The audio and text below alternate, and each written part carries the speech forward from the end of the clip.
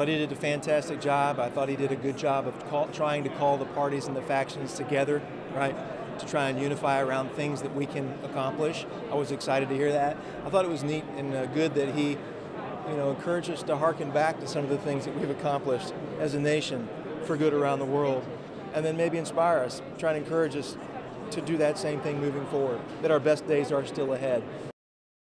There are some things here in D.C., notwithstanding the kind of rancor of the political discourse in this day and age, that we can accomplish, that we can agree on. For instance, infrastructure. We have a crumbling infrastructure system in our nation. Both parties have acknowledged it. Let's figure out a way to work together and solve that problem. I don't think you can deny that there are things coming across our southern border that we don't want here. MS-13, we've got obviously drugs and so forth, human trafficking. Everybody acknowledges that. Maybe we disagree about the extent, maybe we disagree about the ways to stop it, right?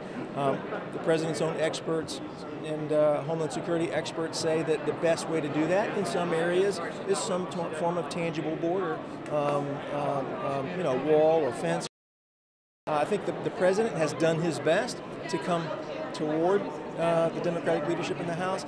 I would hope that they'll try and come toward us. Abraham Lincoln said, "A house divided against itself will fall." It will fall.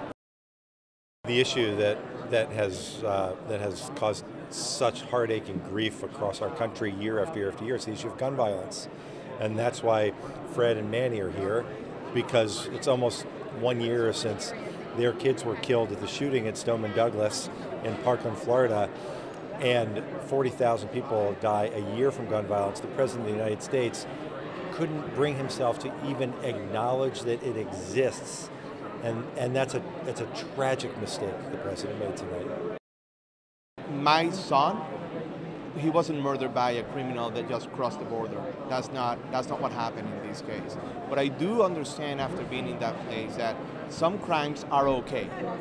As long as they are related to the gun lobby and they give money to powerful groups, that's fine.